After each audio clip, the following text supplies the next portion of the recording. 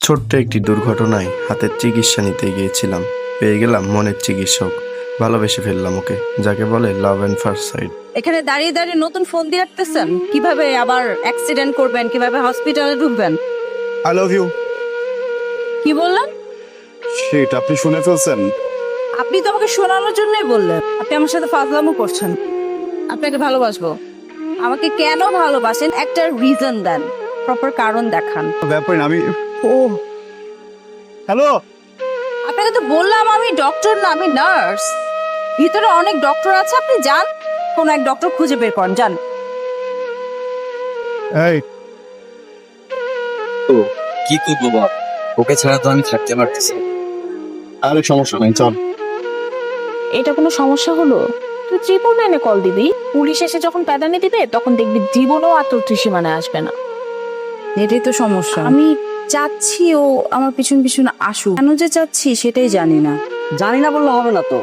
কি বলবো বল না। বললাম তো ভাই, তোর যেমনে মনে হয়, যা ভালো মনে হয় তাই কর।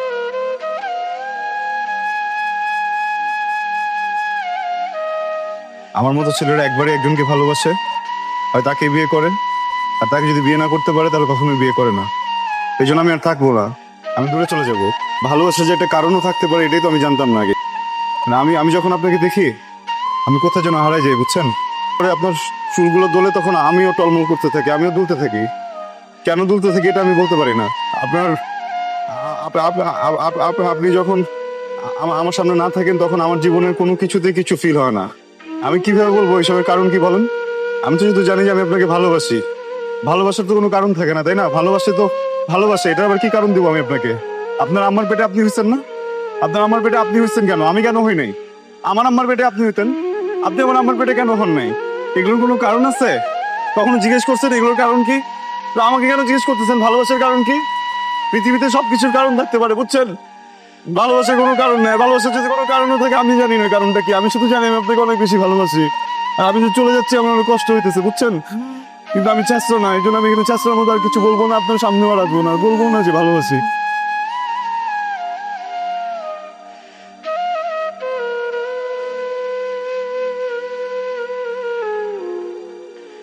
এক সন্ধ্যায় খুব সাধারণভাবে বেলি ফুলের মালায় আমরা দুজন দুজনকে বরণ করে নিলাম।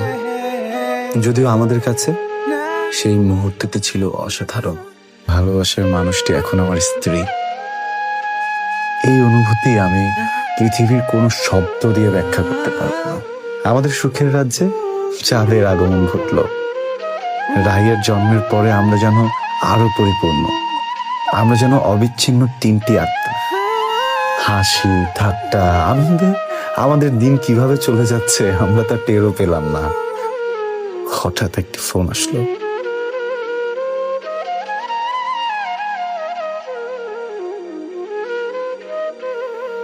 গাড়িটা ডাইরেক্ট এসে মাথায় হিট করছে। সরি ভাই, আমি ওনাকে বাঁচাতে পারলাম না। মনে হয় রাস্তা পার হতে গেছিল, গাড়িটা সরাসরি এসে এখানে আঘাত করে। মাথা থেকে অনেক রক্তক্ষরণ হয়েছিল। লোকজন যখন নিয়ে আসে তখন আমরা স্পট ডেট পাই।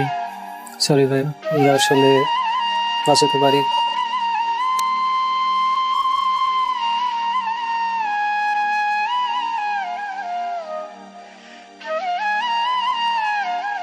রায়ের জন্য সময় দেব, আপনার জন্য না।